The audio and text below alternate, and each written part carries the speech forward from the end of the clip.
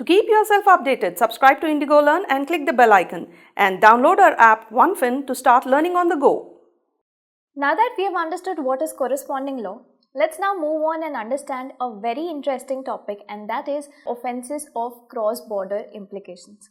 Let's understand this with help of few practical examples, few situations which have actually happened.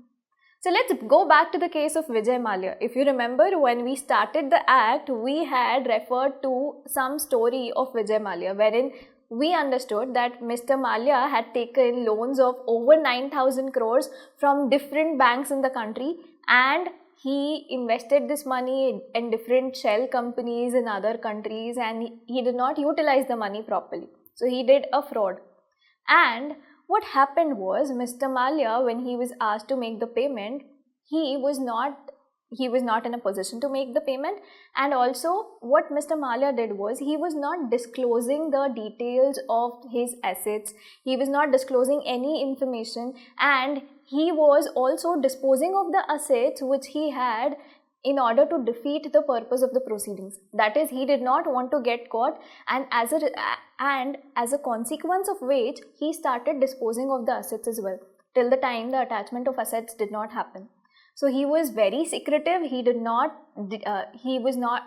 disclose any details of any assets, and he also started disposing of the assets so that no recovery happens when the proceedings are going on. And we also know in the year 2016, Mr. Mallya fled to the UK. So he's gone to London. He is in London till now. He has not been extradited to India. We'll talk of extradition in some time when we move on to the next topic. But here what happened? Mr. Mallya, he committed a fraud here in India, and he fled away with the proceeds of crime, or rather the money which he made out of the fraud, to some other country. So what has happened? The crime was conducted here in India, but the money, the proceeds of crime were transferred to some other country outside India. So the conduct of crime or the conduct of offence has happened in India, and the proceeds of crime were transferred outside India. Similar thing happened in the case of Nirav Modi. So he also was involved in PNB fraud, and he fled away to UK. So there are countries wherein these people actually flee. Now, if you know, in taxation, we usually talk of Mauritius. Mauritius was previously a tax haven. It is not a tax haven any longer because of the new rules and regulations which have been made there in that country, and it was a favorite place to structure any tax transaction to evade any taxes here in India. But now some changes have been made in the rules, as a result of which Mauritius is no longer a tax haven country. But yes, current favorite country of any offenders is Bermuda, because it is a tax haven right now. Bermuda is the most utilized, or I would say a tax haven country presently, wherein people go and structure their transactions. So what happened in Mallya's case? He fled to the UK. Now, does it mean now UK government cannot send him back to India? They can send him back to India, but there are some procedures which have to be followed. Now, when Mr. Mallya fled to the UK, he also took the money along with him. Did he keep the money here in India? No, the money was not here in India. He fled to the UK, and there he already has money. He is living like a free citizen there in London.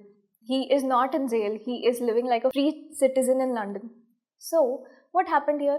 Crime was conducted in India. The offence was conducted in India, and the proceeds were transferred to some place outside India. Same happened in the case of Nirav Modi. Let's take another example. Now what is happening, there is a person, Mr. Rajiv, and Mr. Rajiv resides in the US. Now in the US, he has made a lot of money by selling drugs. So by selling cocaine, Mr. Rajiv has made a lot of money there in the US. Now this is a scheduled offence, para 2, part A, it is a scheduled offence. And now what Mr. Rajiv does is, he somehow transfers all these proceeds of crime to India and flees away to India. In the first situation, we understood the crime happened in India and the proceeds of crime were transferred outside India. In the second situation, we have understood that the crime happened outside India. The conduct of offence has happened outside India, but the proceeds were transferred here in India.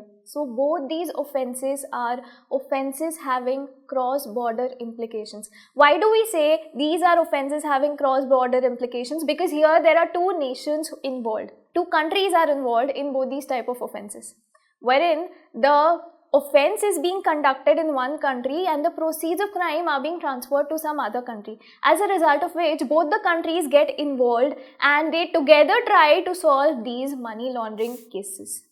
Let's now look at the meaning of the term offences of cross-border implications. Offences of cross-border implication means any conduct by a person at a place outside India which constitutes an offence at that place. So it is an offence in that country as well, in that at the place as well where the offence is being committed, and which would have constituted an offence specified in Part A, Part B or Part C of the schedule, that is the scheduled offences, had it been committed in India, and if such person transfers in any manner the proceeds of such conduct or part thereof to India.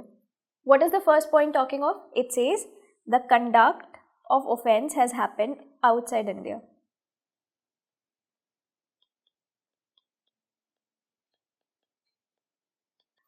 And this offence which is being conducted is an offence as per the laws of that country. And if it had happened in India, then it would have been an offence as per Part A, Part B or Part C of the schedule which have been prescribed. So, an offence has been conducted which is an offence as per the laws of that country in which the offence has been committed, and would have been an offence, would have been a scheduled offence if it had been conducted in India as well. And the proceeds of this offence have been transferred in India. So, what is happening here in the first situation? Conduct of offence has happened outside India, but the proceeds have been transferred in India.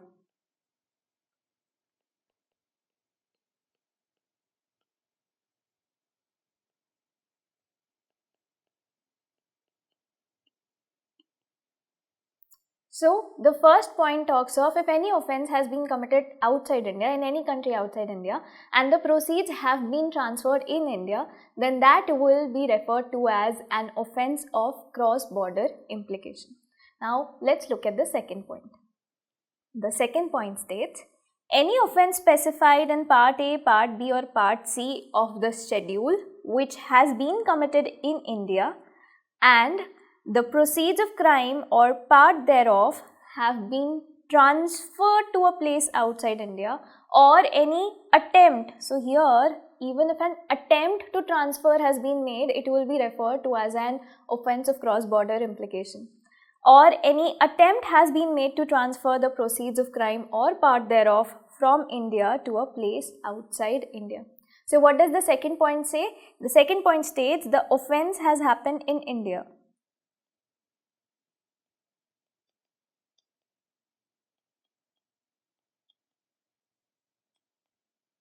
The offence has been committed in India and the proceeds of crime are being transferred outside India.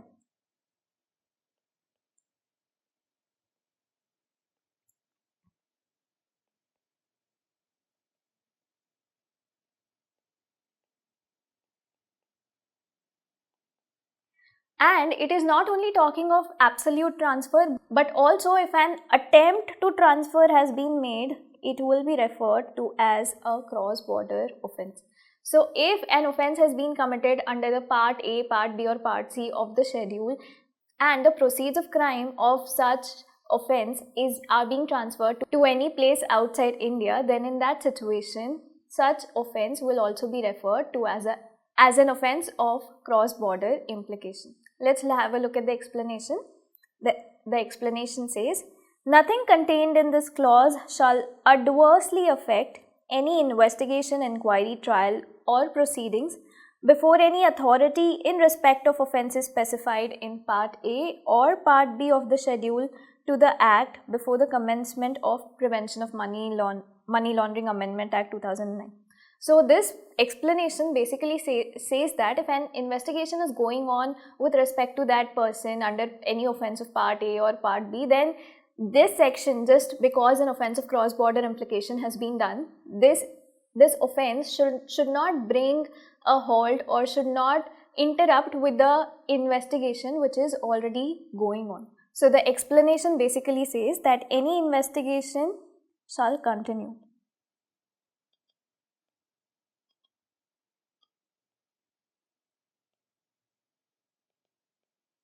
Now, if you look at the explanation is only talking of offense under part A and or part B. Why not part C? Because when we talk of part C itself is a cross-border implication, offense of cross-border implication, and that is the reason why it has not been included under the explanation. So the explanation only wants to state that if any investigation, inquiry or trial or any proceedings are going on with respect to that person for any offense which he has committed under part A or part B, then just because a cross-border offense has been committed, it should not bring a halt or it should not interrupt with the proceedings which are already going on. So any investigation which is going on, it shall continue. It should not be put to an end or it should not be stopped midway. Now, if we compare part 1 and part 2 of the definition of offences of cross-border implication. Part 1 talks of conduct of offence happening outside India and the proceeds being remitted to India. Whereas part 2 talks of conduct of offence in India and the proceeds being remitted outside India or an attempt to remit these proceedings outside India, these proceeds outside India has been made. So there's a huge difference in both these points. When we are talking of an offence which was committed outside India and the proceeds were remitted to India, the point of attempt to remit is missing here in the first part. The first part of the definition clearly states that the offence has been committed outside India would have been an offence if it had been committed in India as well, and the proceeds of such offence have been transferred to India. But it nowhere uses the word attempt, which means, say a question comes to you in exam wherein a person has committed an offence outside India and he made an attempt to transfer the proceeds to India but was not successful in it. I repeat, the offence was committed outside India, but when transferring the proceeds to India, the person was not successful in transferring the proceeds to India, which means he made an attempt, but this attempt was not successful, which means ultimately the proceeds of crime were not transferred to India.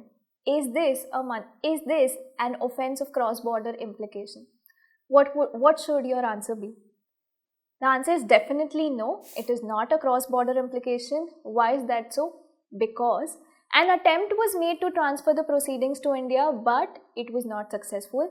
And the definition, the meaning of the term offence of cross-border implication clearly specifies that whenever an offence has been committed outside India and the proceeds have been transferred to India, have been remitted to India, only then we will refer to it as an offence of cross-border implication. So here in this situation where the person made an attempt but was not successful in remitting the proceeds to India, then in that situation it will not be referred to as an offence of cross-border implication. But yes, if the case would have been vice versa, that is, the offence was committed in India and this person makes an attempt to transfer the proceeds to a place outside India but fails to do so. But here an attempt is sufficient to refer to that offence as an offence having cross-border implication. So one very major difference in both point 1 and point 2, in point 1 talks of actual remittance, and if remittance has happened then it is an offence of cross-border implication. But point 2 talks of either actual remittance or any attempt made to transfer the proceeds of such crime. So with this we have now understood what are the offences of cross-border implication. Very simple. Conduct outside India, proceeds transferred to India. Conduct in India, where proceeds are transferred to some place outside India or an attempt has been made to transfer the proceeds of crime to some place outside India. And nothing in this section, that is these cross-border offences, shall not have any impact on any investigation, inquiry, trial or any proceedings which are already going on. The investigation shall continue. Let's now understand the meaning of the term contracting state. What is a contracting state? You might have heard this word, or you might have come across this word contracting state in taxation as well, under tax treaties. So whenever you read tax treaties, the name of the country is not mentioned in the tax treaties. It is usually the term used for both the countries is contracting state and the other contracting state. Whenever you read a tax treaty, the words used in the tax treaty are contracting states, which refer to the countries who are entering into the arrangement. So similarly here, when we are talking of a contracting state means any other country with whom some arrangement has been made between the government of India and the government of that other country. So when we are talking of money laundering offences, there are several treaties which India has made with different countries. India has made treaties with UK, USA, European countries. There's a treaty with Portugal as well. So different treaties have been made by India with different countries with respect to offences under money laundering as well. Now these treaties could be these treaties are extradition treaties, wherein the offenders or the accused person, he takes shelter in some other country. For example, Vijay Mallya, Nirav Modi, they have fled to some other countries and they are staying there, and now India wants to bring them back to India, and that's where these treaties work, wherein both the countries, they enter into an agreement as to what should be the process of extradition, and apart from it, how the offences shall be tried and what are the other rules and regulations which have to be followed by both the countries in case of any cross-border offences. So when we refer to this word contracting state, we are referring to any other country with which an agreement has been made by the central government with the government of that other country with respect to the government of that other country. So contracting state is nothing but any other country with which an arrangement has been made. Arrangement basically means agreement. Prevention of money laundering rules and regulations which have been made in India are very stringent, and it is very stringent among the different countries, among the other countries of the world as well. The rules and regulations which have been made by India are the most stringent ones. And there are several treaties which have been made between India and other countries as well in order to prevent these money laundering offences, and also how they are going to deal if any money laundering offence has happened. So if it happens between two countries. So usually what happens, a person who has done a crime in one country, he'll definitely flee to some other country to get relieved from the punishment in this country. Vijay Mallya, Nirav Modi, why do you think they fled to the UK?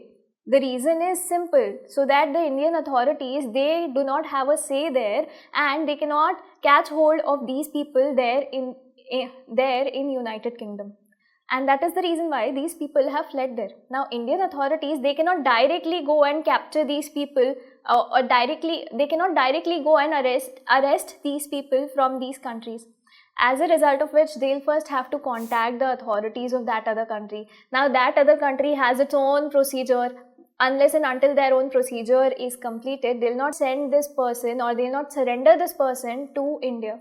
So India has made an extradition request in order to release Vijay Mallya, to surrender that person here in India, but it has not yet happened.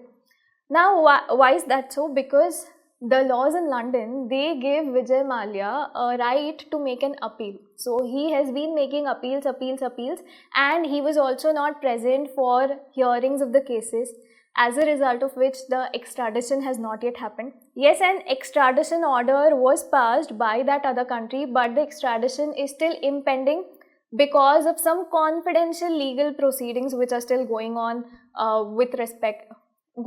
which involves Vijay Mallya there, and that is the reason why the extradition is still pending.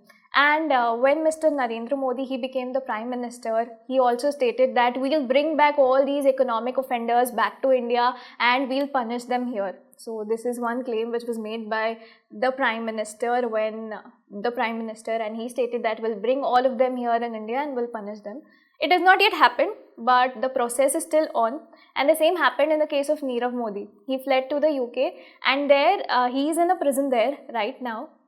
what claims he made, or what claims his advocate there has made for against the extradition request which was made by India, is that he states that his mental state is not well, and he is in a suicidal state, and if he is extradited to India, then he would commit suicide. So that was the claim which was made by Mr. Nirav Modi there when hearing was happening in the courts of that other country.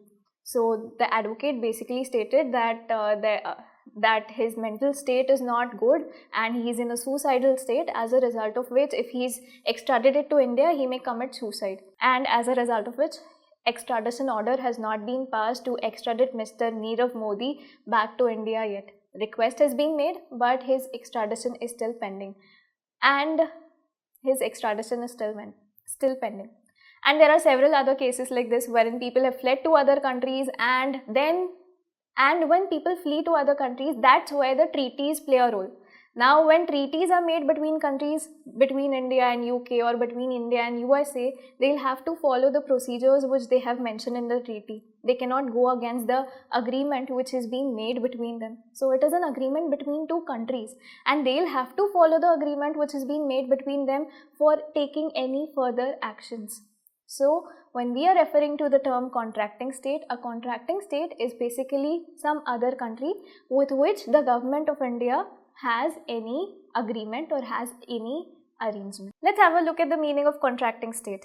Contracting state means any country or place outside India in respect of which arrangements have been made by the central government with the government of such country through a treaty or otherwise. So what is a contracting state?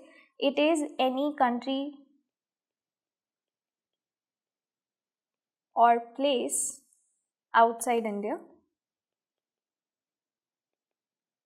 wherein an arrangement is nothing but an agreement, wherein an agreement has been made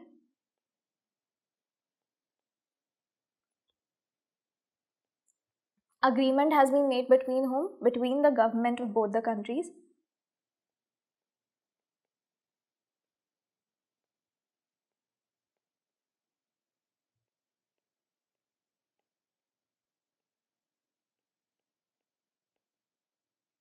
and such an agreement is made through a treaty. Treaty is nothing but an arrangement or an agreement which is made between two countries. So what is a contracting state? Any country or place outside India with whom an agreement or arrangement has been made by the central government with the government of that other country by way of a treaty. So that is a contracting state. And what are a few examples of where treaty has been made? Which are the countries with whom India has made treaties? So India has treaties with England, USA, other European countries. There are two more small terms, the meaning of which we'll understand. The first one is identifying and the other one is tracing. Let's have a look at the meaning of these two terms. Identifying includes establishment of a proof that the property was derived from or used in commission of an offence under section 3. So identifying basically means establishing proof or finalizing that the property which has been derived has been derived because of some money laundering offence.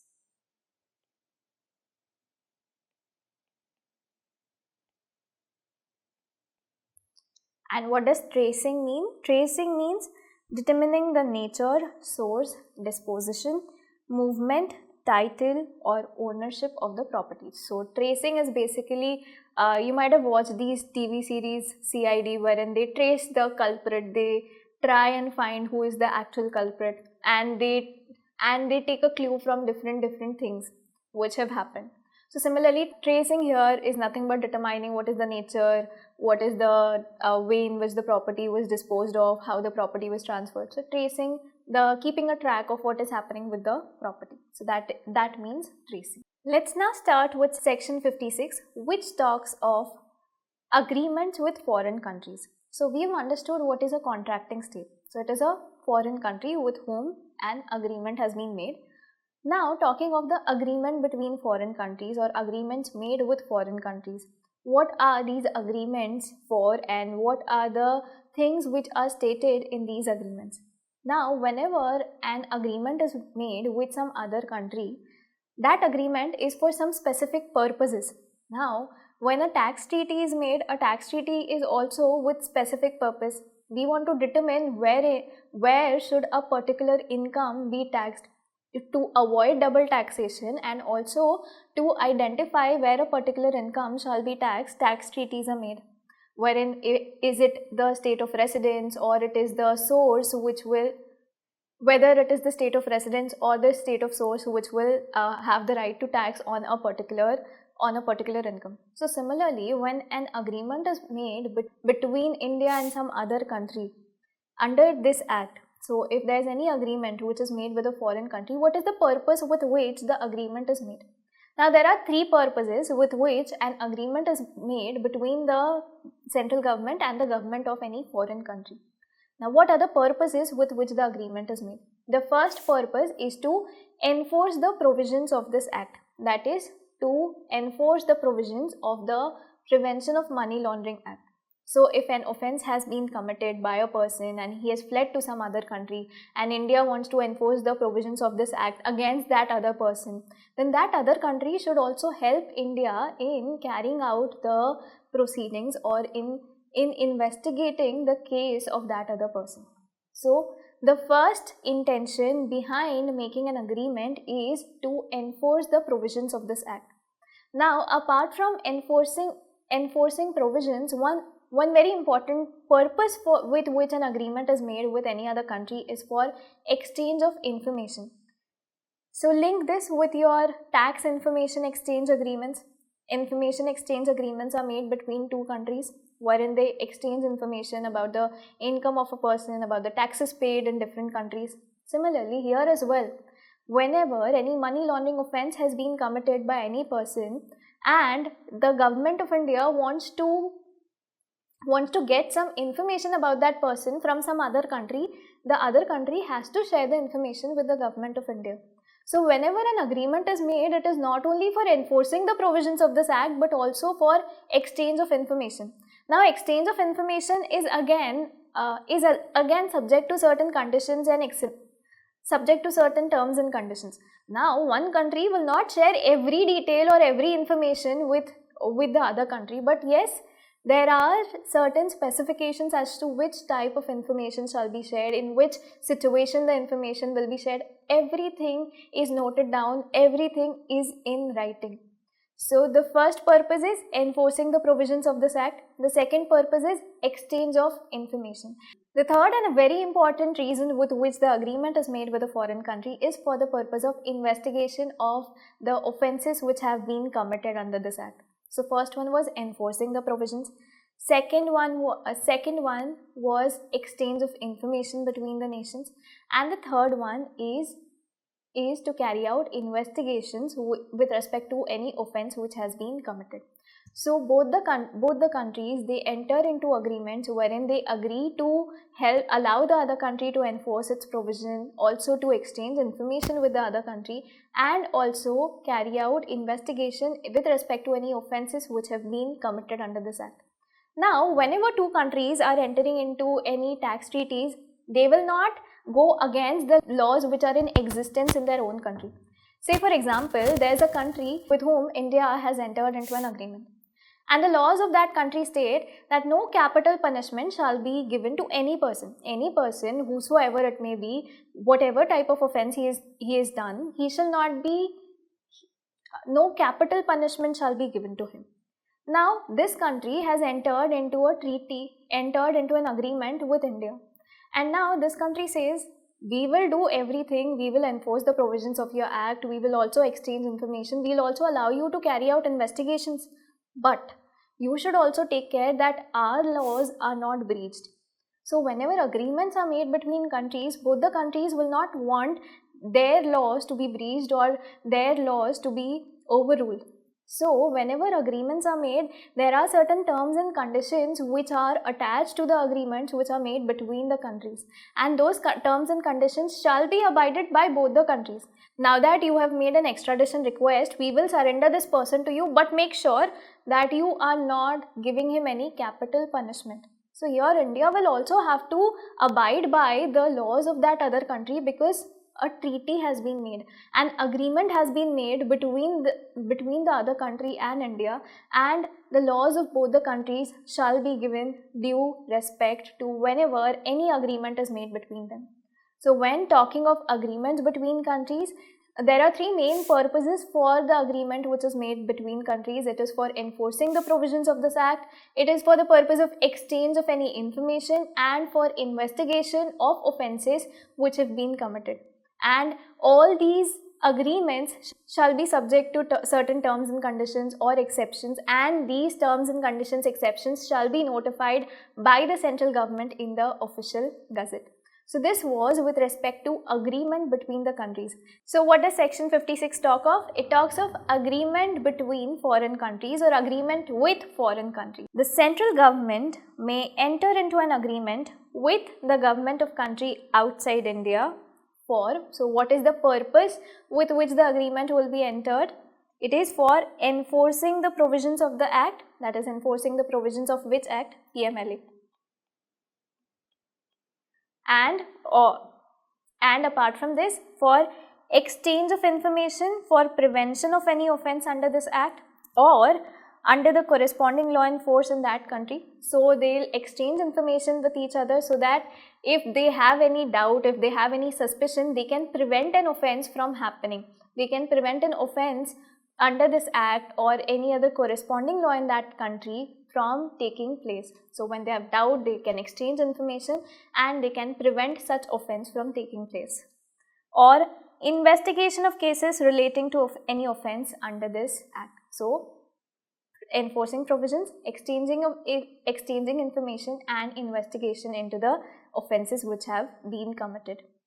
And may by notification in the official gazette make such provisions as may be necessary for implementing the agreement. So by notification in the official gazette, they may notify certain provisions which would be necessary for implementation of the agreement. So this basically means that if any changes have to be made or any terms and conditions have to be mentioned, then it has to be clearly mentioned by a notification in the official gazette. So what is the purpose with which an agreement with foreign country is made? It is made with an intention to enforce the provision,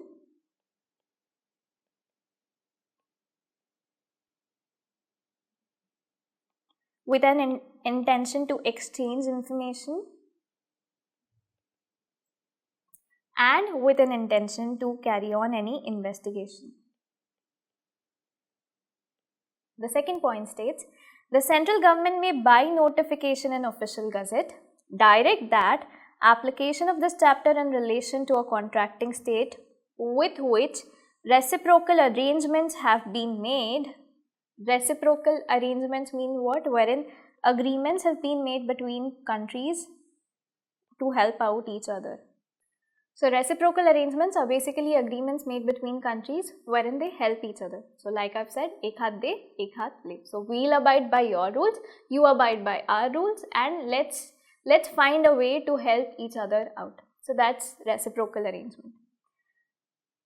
Reciprocal arrangements have been made shall be subject to such conditions, exceptions or qualifications as are specified in the notification. So as we've already understood that the agreements which are made between countries may be subject to certain terms and conditions. So all those terms and conditions shall also be specified in a notification which is made by the central government in the official gazette. So what does section 46 talk of? First we have understood what is the purpose with which an agreement is made. And once an agreement is made, for the purpose of application of the agreement, if there are certain terms and conditions, certain qualifications, then all of those terms and conditions, qualifications shall be stated in a notification which is made by the central government in the official gazette. Now, after understanding that there are agreements between countries to make enforcement of provisions and investigation smoother, and also exchange of information information easier between nations, a question would come up in your mind that what is the reason Vijay Mallya and Nirav Modi and people like that, people who have been declared economic offenders, they've not been surrendered to the country yet, in spite of extradition request being made with these other countries. So let's talk of Mr. Mallya's case. Now, an extradition order was passed by the UK government in the year 2019. So in the year 2019, an extradition order was passed that Mr. Mallya shall now be surrendered to India. But Mr. Mallya filed an appeal against this extradition order in a higher court in that other country. So in the UK, it is possible that these people, they have the rights to file, they have right to file appeal towards any order which is being made, So Mr. Mallya, he exercised that power and he has filed an appeal. So that appeal was heard in April 2020 and it was quashed by the court. They stated this appeal is unwanted and your extradition order is still intact. And then in 2021, Mr. Mallya again filed an appeal. He wanted appeal with a higher court and he wanted to know the ways in which he can continue staying in the UK. So he doesn't want to come in India definitely because he knows he'll be punished here. And that's the reason why he doesn't want to come to India and he is wasting time there by filing different appeals. So he's filing appeals and the court there, which is equivalent to the level of Supreme Court in the UK, they've stated that the extradition of this person is pending because some confidential legal issue is going on with respect to that person, some confidential issue is going on with respect to that person, and unless that legal issue is completed, we cannot send him back to India. And that is the reason why the extradition is still pending. And talking of Nirav Modi, as we've already discussed, so his advocate stated that he is at high risk of suicide and that is the reason why he is not being sent to India till now. So though there are agreements made between countries to make the entire process easier. So India and UK, they entered into an extradition treaty in 1992. So India-UK extradition treaty dates back to 1992, wherein all the rules and regulations for extradition of a person from one country to another country were made. So it is not that people only flee from India and take resort or take shelter in some other country, but people from other country also come to India to take shelter here. But yes, though the number of people going from India or fleeing from India is more. But that's why these agreements which are made between the foreign countries, they come into play and the countries, they'll have to together sort out the issue. And wherein so many agreements have been made, so many treaties have been made between India and different countries, they are made with an intention to make the process even more smoother and also with an intention that both the countries are not at any loss. So though there are many agreements in place, though there are many treaties in place, still there are a few people who are not surrendered to India yet because the laws of those countries should also be abided by, and till the time that country is not satisfied, they do not send or they do not surrender the people back to India. And that is the reason why it takes a long time. And if it is a tax haven country, if it is a country with which India does not have any treaty, then there is no situation, or rather then it becomes very difficult for the Indian government or Indian officials to bring that person back to India. Let's now start with section 57, which talks of letter of request to a contracting state. So let's now understand this section with help of an example. Now say Mr. Mallya, he has taken shelter in the UK and he is there in the UK. But the case against him is still going on here in India and the investigating officers are still investigating his case. Now what happens is the investigating officer here in India wants an evidence. And they are of the opinion that we can find this evidence in the UK. Now, these investigating officers, they approach the special court. They approach the special court and inform the special court that some proceedings are going on and we require an evidence for these proceedings. And we are of the opinion that we will surely be able to find the evidence there in the other country. So, The investigating officers cannot book a flight, directly fly to London and start doing their investigation there. They'll have to approach the special court. They'll go to the special court, inform the special court that these proceedings are going on against this person, and we know that some evidence, we can gather some evidence from that other country. Now, in this situation, it is the special courts who will have to check into the matter. Now, special courts, they will not directly send a request to the other country that my investigating officers are of the opinion that you have some evidence. No. Special courts will first satisfy itself, and on being satisfied, the special court will write a letter of request to a competent court or competent authority of that other country. Now, say the special court in India, they are satisfied that whatever investigating officers are stating that Mr. Malia, we can find evidence against Mr. Malia there in the UK is correct. Now the special courts here in India will make a request with a competent court or with a competent authority in the UK. Now the name of the authority in the UK will not necessarily be a special court. So it has to be a competent authority, an authority which is in a position to comply with the request of the special court. So special courts will now make a request to the competent authority there in that other country and request them to send the evidence here in India for the purpose of the investigation or for the purpose of the proceedings which are going on. So what is the flow? First, the investigating officers, they are of the opinion that we will find evidence there. Now these investigating officers, they go to the special court.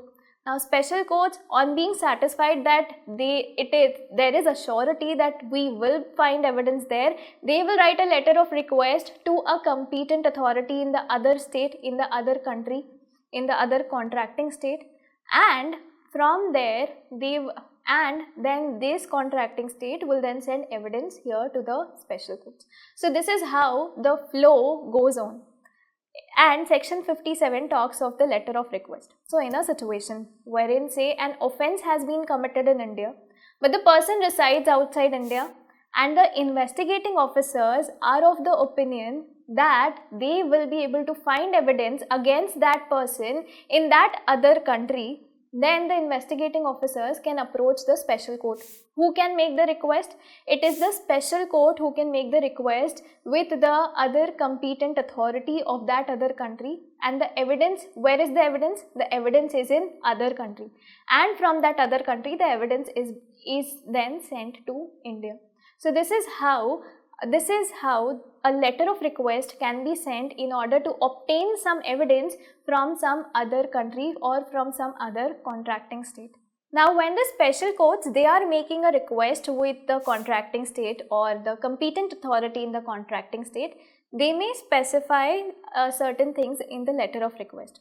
Firstly, they would ask the competent authority to examine the situation and the facts of the case which is subject to investigation. Then they may also state certain reasonable steps to be taken by these authorities in the letter of request. So when the letter of request is being sent by the special court to the competent authority in the other country, they will ask the competent authority in the other country to examine the facts and circumstances of the case and also take reasonable steps as the special court specifies in the letter of request, and they may request the other contracting state to forward all the evidences which they receive during the course of investigation or during the course of examination of the facts or circumstances. Whatever evidence this competent authority of other contracting state has received, they shall then forward all the information to the special courts, and then the special courts will act accordingly. So first, an investigation is going on a person where the offence has been committed in India, but the person is say outside India. Now in this situation, the investigating officers or any officer of superior rank, they are of the opinion that the evidence, they will find an evidence in the other country. So they will approach the special courts. Now special courts, on being satisfied that the claim which is being made by the investigating officers is correct or is valid, they may write a letter of request to the competent authority in that other contracting state. Now this letter of request will state a few things as to they'll request the other contracting state to examine the facts and circumstances of the case, and also take reasonable steps as may be specified by the special courts, and finally forward all the information, all the evidences which they have received during the course of inspection or investigation to this special court. So all the information will be transferred by the competent authority of other contracting state to the special court. Now what is the mode in which the transfer of information or evidence will be made? The mode of transfer will be specified by the government. The mode of making the request will also be specified by the central government. So as specified by the central government, in the similar manner the request shall be made by the special courts to any person, to any competent authority of the other contracting state. So section 57 talks of letter of request to other contracting state. So what does it say? If in the course of an investigation into an offence or other proceedings under this Act, an application is made to a special court by the investigating officer or any officer of superior rank to the investigating officer that any evidence is required in connection with investigation into an offence or proceeding under this Act. So an investigating officer or any superior officer, they are making an application with a special court that they require some evidence for the investigation or for the proceedings, and he is of the opinion that such evidence may be available in a place in a contracting state. So, and they are of the opinion that this evidence shall be available in the contracting state, and the special court, on being satisfied that such evidence is required in connection of the investigation into an offence or proceedings under this Act, what will the special court do? They will write a letter of request. They may issue a letter of request to a court or authority in the contracting state competent to deal with such request, to examine facts and circumstances of the case, take such steps as special court may specify in such letter of request, and forward all the evidence so taken or collected to the special court issuing letter of request. So let's understand the flow once again. So what is happening here? An investigating officer is investing a case, and that investigating officer is making an application to a special court. And do you think special court will just look at the application and make a letter of request? No. Special court will first satisfy themselves that this evidence is actually required for the purpose of investigation, and only once they are satisfied, they will make a letter of request to other contracting state.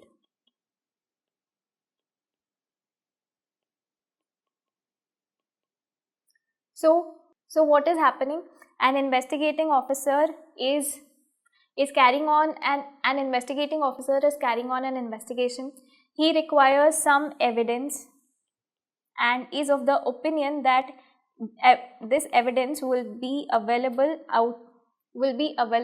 at a contracting state.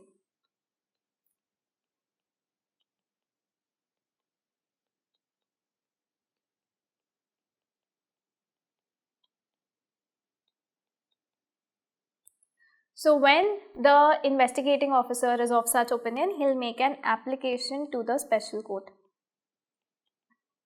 with all the facts of the investigation and the proceedings. Now special court, on being satisfied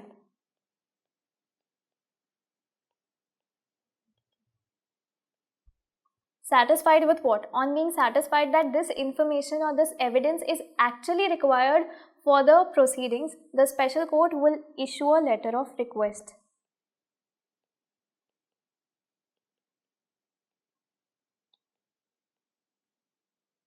Now to whom the letter of request is issued? To either a court or any competent authority in the contracting state. And what are the things which will be stated in the letter of request? They will request them to examine the facts and circumstances.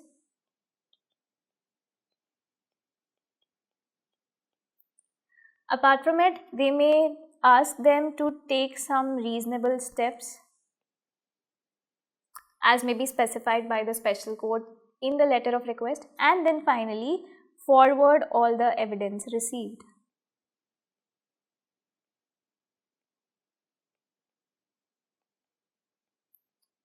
So the special courts, they may issue a letter of request to that other contracting state, wherein they will ask them to examine the facts and circumstances of the case, take some steps as specified by the special court in the letter of request, and also forward all the evidences which they have collected during the course of their investigation or inspection, and forward every information collected to the special court. Now let's look at the mode of issuing a letter of request. So what is the mode of communication of letter of request? The letter of request shall be transmitted in such manner as prescribed by the central government. So as specified by the central government, the letter of request shall be issued in that manner. Talking of nature of evidence, so every statement recorded or document or thing received shall be deemed to be evidence collected during the course of investigation. So every statement, document or any other thing which is received by the special court shall be deemed to be evidence for the purpose of the investigation.